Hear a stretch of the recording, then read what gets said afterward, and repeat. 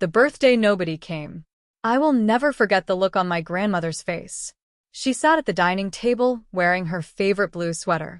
In front of her was a small chocolate cake with 79 candles she had insisted on buying herself. She kept looking at the front door. "Your parents should be here any minute," she whispered. I checked my phone. No messages. No calls. No excuses. Just silence. My parents, my uncle, my aunt, and all my cousins had promised they would come. Instead, I opened social media and saw the truth. They were all smiling on a ski trip in Aspen. Matching jackets. Luxury hotel. Perfect family photos. And my grandmother was sitting alone with a melting cake. She pretended not to care. Oh, they must be busy. But I saw her eyes. I saw her force a smile. I saw her cut herself a tiny piece of cake while pretending this was exactly how she wanted to spend her birthday. My heart broke.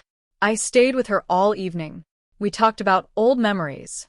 She laughed. She cried. Before I left, she held my hand. "Thank you for coming," she said softly. "You've always been different." At the time, I had no idea what those words really meant. The family everyone admired. People thought my family was perfect. My father was successful. My mother loved showing off our expensive vacations. My uncle talked about loyalty. My aunt always posted quotes about kindness. But behind closed doors, they treated Grandma like a burden. After Grandpa passed away, they stopped visiting. They only called when they needed money. Grandma never complained. She sold jewelry to help my uncle's business. She paid for my cousin's college. She even helped my parents with the down payment for their house. Yet they slowly disappeared from her life. I was the only one who still visited every week. She never asked for anything. Sometimes she just wanted someone to drink tea with. Sometimes she wanted help carrying groceries. Sometimes she just wanted to tell stories about Grandpa. One day I asked her, "Why do you keep helping people who forget about you?" She smiled. "Because love isn't a business deal." Then she looked out the window. But one day, everyone shows who they really are. I didn't understand what she meant. Not then. Two strangers at the door. The morning after her birthday, I came back to help clean the house. She looked tired. We packed old boxes and cleaned the attic. Around noon, someone knocked. I opened the door. Two men stood there wearing dark suits. One carried a leather folder. "Is this the home of Mrs. Eleanor Hayes?" Grandma slowly walked over. "Yes." The older man smiled. "We've been looking for you." He handed her some papers. She read them. Then she looked at me. Her eyes filled with tears. She placed the folder in my hands. "If anything happens today, keep this safe." I looked inside. There were signatures, legal documents, bank records, property papers, and one envelope with my name written on it. Before I could ask questions, Grandma whispered, "It's time." The secret Grandpa never told anyone. She sat down and took a deep breath. "When your grandfather got sick, he was worried." "Worried about what?" I asked. "He knew this family would fight over money." She explained that Grandpa had built a successful business many years ago. Everyone believed it had failed. That was a lie. He had quietly invested the money. For 20 years, the investments had grown. Very few people knew. Not my parents. Not my uncle. Not my aunt. Only Grandma. And the lawyer standing in her living room. The folder contained everything. A trust. Properties. Investments. Savings. It was worth more money than I could imagine. I looked at Grandma in shock. She smiled sadly. "Your family forgot me because they thought I had nothing left." Then she pointed to another document. "If they had visited me with love, everything would have been different." At that exact moment, my father's name appeared on my phone. He was finally calling. Their sudden return. Dad sounded excited. "Hey, happy birthday to Grandma. We were just about to visit." I almost laughed. The birthday had ended yesterday. He didn't even remember. Then he asked, "By the way, has anyone from the law office contacted her?" My heart stopped. He knew. He had known all along. Within hours, the whole family arrived. Flowers. Gifts. Fake smiles. My mother hugged Grandma like they were best friends. My uncle acted worried. My aunt cried. It was the greatest performance I had ever seen. The lawyer stayed silent. Finally, my father looked at Grandma. "We love you, Mom."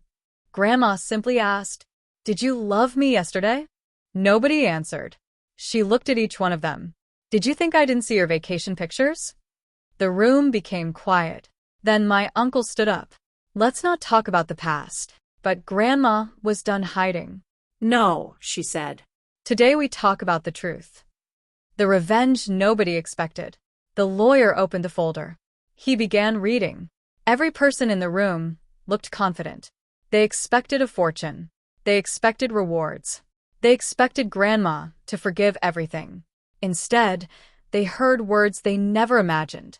"To my children, I leave the lessons they taught me." The lawyer paused. "They taught me that family without love is only a word." My parents looked confused. My uncle looked nervous. The lawyer continued. "Because they abandoned me in my final years, they will receive $1 each." Silence. Absolute silence. My mother started crying. My father shouted. My uncle accused me of manipulating Grandma. Then the lawyer opened the final document. "The majority of the estate will support local charities that care for lonely, elderly people." Grandma smiled. "And one final gift." She looked directly at me. "Goes to the only person who stayed when there was nothing to gain." The lawyer handed me the final envelope. Inside was a letter. Grandma's letter. My hands were shaking. I opened it. It read, "You never came because you wanted money. You came because I was lonely. You listened to my stories when everyone else was busy. You reminded me that kindness still exists. I cannot repay love, but I can protect your future." The lawyer explained that Grandpa and Grandma had left me the family house and enough money to continue my dreams. Not because I was special, but because I was present. My father looked at me with anger. My mother begged Grandma to change her mind. My uncle threatened legal action. Grandma simply stood up. For the first time in years, she looked powerful. "You all left me alone with the birthday cake. You left me when I needed family. Now you know how that feels." Then she walked out of the room. And nobody followed her. Except me. A storm they never saw coming. The months after that changed everything. My relatives fought in court. They lost. They argued. They blamed each other. They stopped pretending to be the perfect family. Grandma spent her time visiting the charities she had supported. She smiled more. She laughed more. One afternoon we sat together on the porch. She asked, "Do you think I was too hard on them?" I thought for a moment. Then I answered, "No." "You simply stopped rewarding people for hurting you." She smiled. "That's not revenge. That's self-respect." A year later, we celebrated her 80th birthday.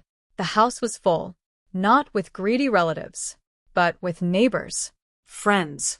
volunteers, children from the community center, people whose lives she had changed. She looked at the table and laughed. This is what family looks like. Performing arts final reflection. People think betrayal comes from strangers. Sometimes it comes from the people who know you best. And sometimes the strongest revenge is not shouting, not fighting, not destroying someone. Sometimes the strongest revenge is simply giving your love to the people who truly deserve it. Because money can build a house, but only kindness can build a family. And on that lonely birthday, my grandmother taught me a lesson I will never forget.